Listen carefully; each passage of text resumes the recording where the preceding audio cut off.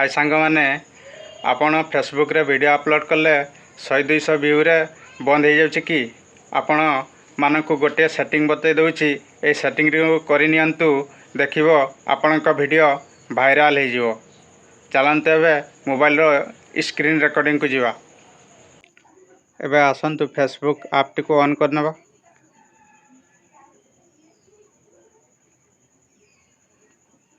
On कर सारा पर देखंतु फेसबुक रो एक कोण रे गोटे तीनटी गार अच्छी सही क्लिक करनबा।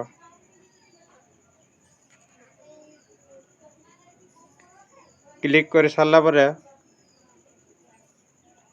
तापर ये देखंतु सेटिंग एंड प्राइवेसी तारी ऊपर क्लिक करनबा।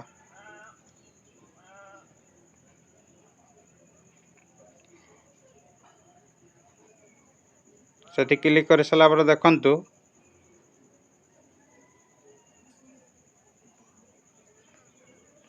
एटी कोन लिखा अछि सेटिंग ऊपर तापर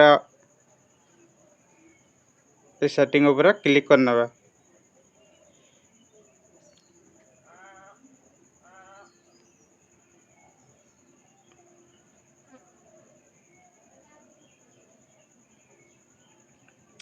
सेठी क्लिक है सारा पर तापर कोन करबा नाई ऊपर को स्क्रॉल करनेबा। तापर एटी देखंतु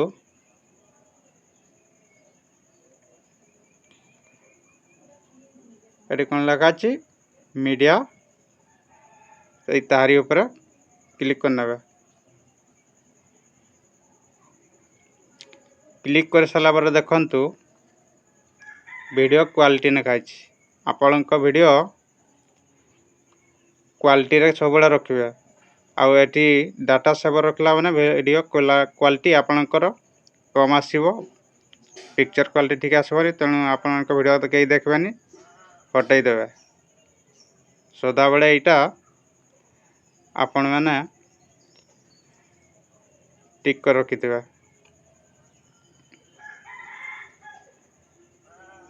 सेकेंड रे होची एटा देखंतु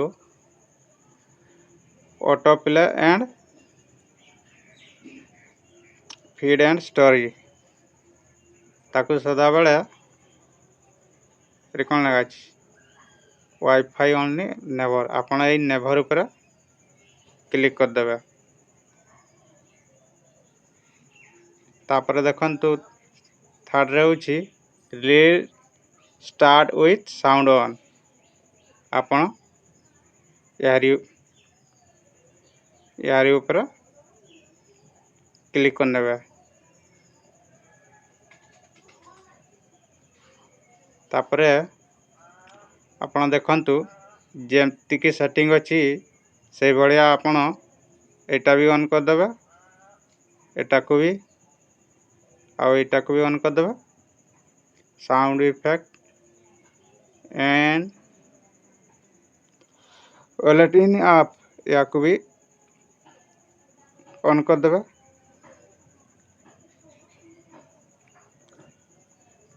आउ टिके तळकु जीवा तळकु गेला पर आपण देखंतु ऑटोमेटिक क्लोज एंड कैपिटन या को भी तीनटा जाको ऑन कर नेबे 2 3 आ गुटे सेटिंग आपण मन को कहि दउछि ऑटोमेटिक एबी टेस्टिंग या को सदा बेले इनेबल कर रखिबे।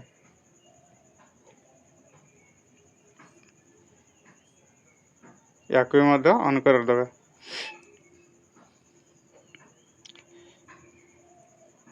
आपण माने देखले ए सब सेटिंग गुडा को आपण माने पूरा ए भडा कर देबे। तापर देखबे आपण मानकर वीडियो केमती व्यू जीवो। आपण को ए सेटिंग को बताई देली ए सेटिंग टी को करि नियंतु देखबे आपणक फेसबुक रे वीडियो रॉकेट परी वायरल हो जिवो। आपण थरे करि के देखंतु।